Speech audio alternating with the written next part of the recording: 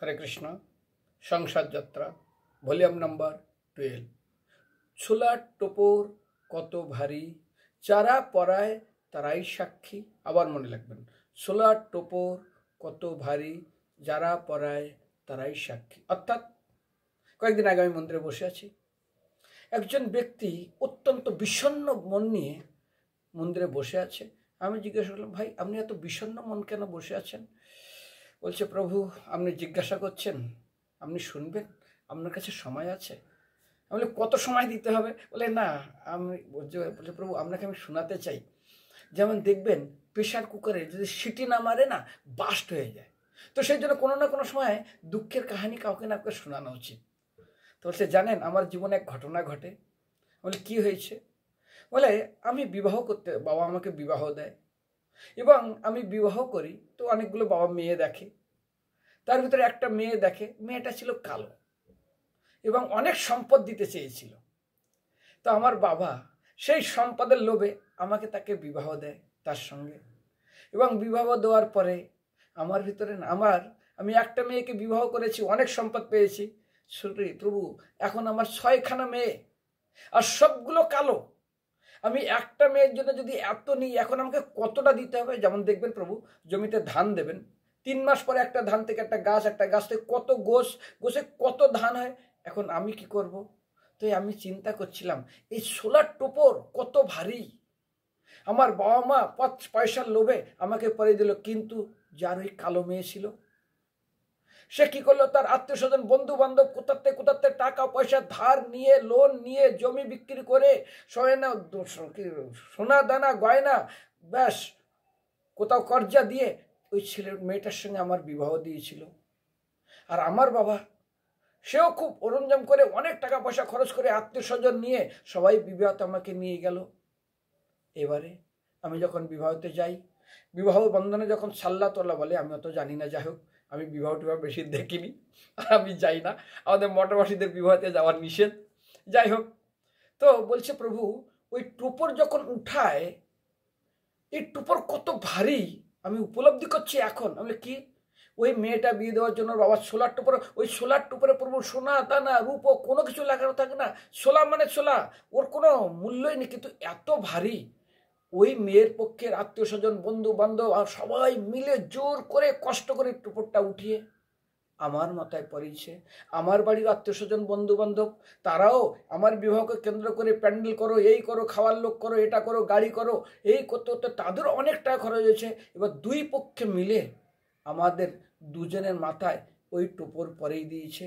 তো আমি চিন্তা করছিলাম, এটা সোলার টোপর, এটা ওজন বড্ড, 50 গ্রাম না 25 গ্রাম হোক না 100 গ্রাম, যাই হোক, কিন্তু এটা সোলার টোপর না, এটা পাথর না, এটা ইস্পাত। আমি বলি, কেন সোলার টোপর? তো সোলার টোপর। বলে, না না প্রভু, ওটা সোলার টোপর না, ওটা যে কত ভারী আমার মনে পড়ছে এখন। ওই যে মেয়ের পক্ষ, ওরা কত কষ্ট করে লোন করে আমাদের দুজনের মাথায় পরিয়ে দিয়েছিল। দেওয়ার পরে আজ আমি পড়েছি। যেমন অনেক সময় মেয়ের রোগ ব্যাধি থাকে, বলে না, কোনো রকম সেটা ছেলেটার সঙ্গে বিবাহ দিয়ে দেয়, তারপরে এখানে এসে এই মেয়েটার হাজারো রোগ, এই স্বামীকে এই সম্পূর্ণ তাকে ট্রিটমেন্ট করতে হয়। আর যা টাকা নিয়ে এসেছিল ব্যাস গেল, সব টাকা রোগ ব্যাধি চিকিৎসা করতে করতে শেষ।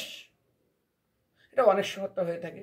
তো আমাকে বললো, প্রভু আমি তো সোলার টোপর পরেছিলাম, ওই মেয়ের পক্ষর বাবা মা অনেক কষ্ট করে আমাদের মাথায় পড়েছিল, এখন ওই টোপর আমি পরেছিলাম লোভের আশা, এখন আমার 6টা মেয়ে আর সবগুলো কালো। আমি এখন এই যে টোপর যখন এক একটা উঠাবো, কত কত কষ্ট করে আমাকে উঠাতে হবে। তো আমি এখন চিন্তা করছি, আমি এখন রিয়েলাইজেশন করছি, এই সোলার টোপর কেন এই সোলা দিয়ে তৈরি করা। এতে তো সোনা দানার উপর তো কিছুই লাগানো নেই। বিয়ের যত কিছু কেনা হয় সবচেয়ে টোপরের দামটাই কম হয়, কিন্তু এটা এত ভারী। মেয়ের পক্ষের আত্মীয় স্বজন বন্ধু বান্ধব কত কষ্ট করে আমাদের দুজনের মাথায় পড়েছে। আজ এই টোপরের ভার দিন দিন 2 কেজির থেকে 4 কেজি, আর 4 কেজির থেকে 4 16 কেজি হয়, 16 কেজির থেকে 16 × 16 তত ইন্টু হতে থাকে। আর যখন এই সোলার টোপর কেউ বইতে পারে না, অনেকেই তখন এই জীবন্ত শরীরে আগুন ঢেলে দেয়, নইলে সুইসাইড করে, যে শরীর বাঁচানোর জন্য লক্ষ লক্ষ টাকা খরচ করে। দেখুন কয়েকদিন আগে অনেকের সরকারি মাস্টারি চাকরি চলে গেছে, চাকরি পেয়েছে, বিয়ে হয়েছে, লোন করে গাড়ি নিয়েছে, লোন করে ঘর বানাচ্ছে, হঠাৎ চাকরি চলে গেছে। বলুন ওই বেচারি টুপোর তো পড়েছিল, চাকরি আছে, ঘর নিয়েছে, গাড়ি নিয়েছে, কি করে দিবে? বলতে পারেন ওই টোপর পড়েছিল, যারা পড়েছিল কি একজন এসেছিল? মেয়ের পক্ষে হোক আর ছেলের পক্ষে হোক, যতজন আসুক না কেন, যখন সংসারে অত্যন্ত ভারী, সংসার অনেক বড় হয়ে যাবে, আপনি টানতে পাচ্ছেন না, যারা সবাই মিলে আপনার মাথায় টোপর পড়েছিল তাদের কাছে যান, গিয়ে বলুন আমি আর পাচ্ছি না, এই টোপর অনেক ভারী গেছে, আমার টোপর প্লিজ কেউ না একটু ওজন কমিয়ে দাও না, কেউ একটু গ্রহণ করো না। একজন আসবে? কেউ আসবে না, আপনাকেই বহন করতে হবে। এই জন্য দেখুন, রান্না করার সময় এক ফোঁটা তেল যদি গরম তেল শরীরে পড়ে চিৎকার করে ওঠে, আর অনেকেই যখন এই সোলার টোপর টানতে পারে না, সেই জ্বলন্ত অগ্নি নিজের গায়ে ঢেলে দেয়। যে শরীরকে বাঁচানোর জন্য লক্ষ লক্ষ টাকা ডাক্তার হসপিটালে দিয়ে দেয়, সেই শরীরকে জেনে শুনে আত্মহত্যা করে। কিসের জন্য? এই সোলার টোপরের জন্য। এটা এত ভারী, এত ভারী, এত ভারী যে আর পাচ্ছে না বহন করতে। আর সরি বলতে হয়, যারা পড়েছিল কেউ আর আপনাকে সাহায্য করতে আসবে না। এটা সোলার টোপর দিন দিন 2 2 4 কেজি, 4 4 16 কেজি, 16 × 16 কেজি এইরকম হতে থাকে, আর যখন পারে না শেষ।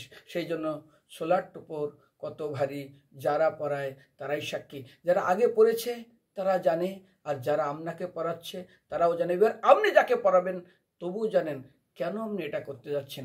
সত্যিই কি আপনি আপনার সন্তানদের মঙ্গল সাধনা চাইছেন? অনেক সময় এই ব্যক্তি বলেছিলেন আমাকে, প্রভু মঠে এসেছিলাম, সাধু হয়েছিলাম, আজ বাবা মা এই টুপর পরিয়ে দিয়েছে, জানেন না কত অশান্তি হচ্ছে বাড়িতে, কিন্তু কেউ আমার এই টুপরের ভার কমানোর জন্য আর কেউ আসে না। এতগুলো সন্তানকে নিয়ে আমি কি করব? স্কুলে দিব, না অন্নপ্রাশন করব, না জন্মদিন পালন করব, না টিউশনি ভরবো, কোন দিকে যাব আমি প্রভু? আরে গাভীর তো একটা লিমিট থাকে, কতটা দুধ দিতে পারে? একটা মুরগি একটা ডিম দেয়, তো একদিন মালিক এসে বলছে তোমাকে 5খানা ডিম দিতে হবে। বলে আমি কি করে 5খানা ডিম দিব? যদি 5খানা ডিম দিতে না পারো তোমাকে কেটে খাবো। মুরগি তার প্রাণের আশায় তিনি 5খানা ডিম দিচ্ছেন। এই জন্য সংসারের দৃশ্য হলো, প মানে পরিশ্রম, প বর্গ চ বর্গ ট বর্গ থাকে না, প মানে পরিশ্রম, ফ মানে ফেনা। গরুর গাড়ি টানতে টানতে গরুর মুখ দিয়ে ফেনা বেরিয়ে যেত, পরিশ্রম করতে হতো। ব মানে ব্যর্থ, ভ মানে ভয়, ম মানে মৃত্যু, এটাকে প বর্গ বলে। সেই জন্য সোলার টোপর কত ভারী, যারা পড়ায় তারাই সাক্ষী, বুঝে নিন। আর যারা পড়েছেন তারা তো জানেন, আরেকজনকে পড়াতে যাচ্ছেন তাকে বুঝান। হরে কৃষ্ণ, ধন্যবাদ।